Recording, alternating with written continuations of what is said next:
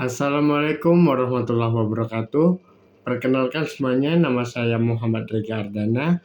Pada video ini izinkan saya memaparkan hasil artikel saya yang berjudul Fatwa Majelis Ulama Indonesia nomor 5 tahun 2010 tentang arah kiblat. Nah, sebelum Fatwa Majelis Ulama nomor 5 ini lahir, MUI itu pernah mengeluarkan Fatwa nomor 3 tahun 2010 yang menyebutkan bahwa arah kiblat bagi umat Islam di Indonesia adalah ke barat.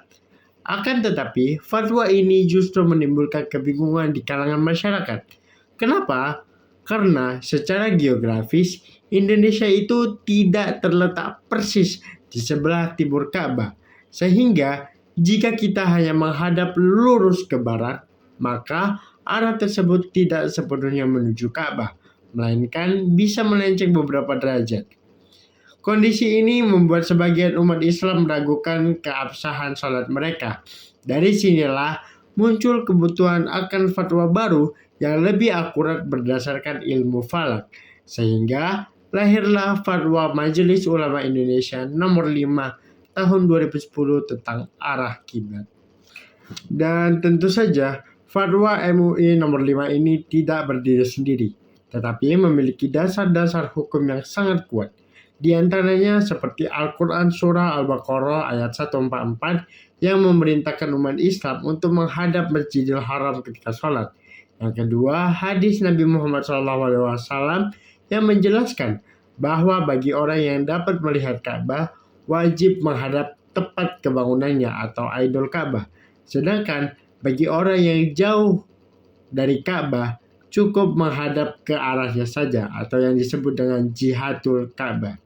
Dan yang ketiga, pertimbangan ilmiah dari perhitungan ilmu falak yang memastikan arah kiblat dapat ditentukan secara akurat sesuai dengan letak geografis wilayah Indonesia. Maka dari itu, dari semua dasar hukum yang tadi disebutkan, Majelis Ulama Indonesia menegaskan di dalam Fatwa nomor 5 tahun 2010 bahwa 1. Kiblat bagi orang yang dapat melihat Ka'bah adalah tepat ke bangunan Ka'bah atau Ainul Ka'bah. Yang kedua, kiblat bagi orang yang jauh dari Ka'bah adalah cukup menghadap ke arah Ka'bah saja atau jihatul Ka'bah. Dan yang ketiga, untuk umat muslim di wilayah Indonesia, arah kiblat bukan lurus ke barat, tetapi barat laut dengan koreksi sekitar 20-26 derajat ke arah utara dari barat, tergantung posisi geografis masing-masing daerah. Nah, setelah kita memahami isi fatwa tersebut, tentu muncul pertanyaan, bagaimana penerapannya dalam kehidupan sehari-hari, khususnya di masjid dan mushola yang sudah berdiri. Dan tentu saja, implementasi fatwa MUI nomor 5 ini di Indonesia berdampak langsung pada penataan arah saf sholat di masjid dan mushola. Majelis Ulama Indonesia merekomendasikan agar bangunan masjid yang sudah terlanjur berdiri dan tidak tepat arah kiblatnya tidak perlu dibongkar.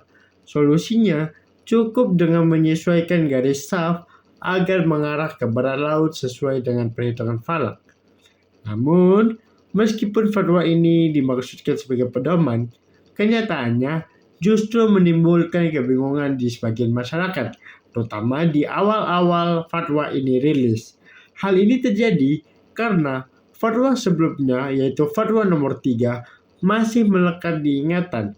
Ditambah lagi dengan keterbatasan pemahaman masyarakat umum tentang ilmu falak dan pengukuran arah kiblat secara ilmiah.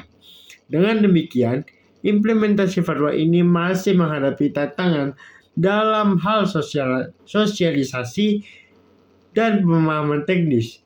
Disinilah pentingnya peran ilmu falak untuk membantu umat Islam memahami arah kiblat secara ilmiah, sehingga fatwa tidak hanya menjadi dokumen hukum, tetapi juga benar-benar dapat diterapkan dalam kehidupan sehari-hari.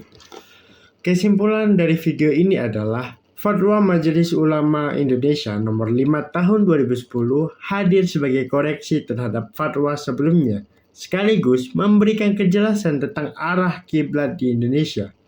Fatwa ini menegaskan bahwa umat Islam di Indonesia harus menghadap ke arah barat laut sesuai dengan hasil perhitungan ilmu falak. Dengan adanya fatwa nomor 5 ini, diharapkan semua umat Islam di Indonesia dapat lebih tenang dan lebih yakin dalam menjalankan sholat di setiap harinya. Sekian dari video kali ini. Mohon maaf apabila ada salah dalam penyampaian yang saya berikan. Saya akhiri, wabillahi taufiq wal hidayah. Wassalamualaikum warahmatullahi wabarakatuh.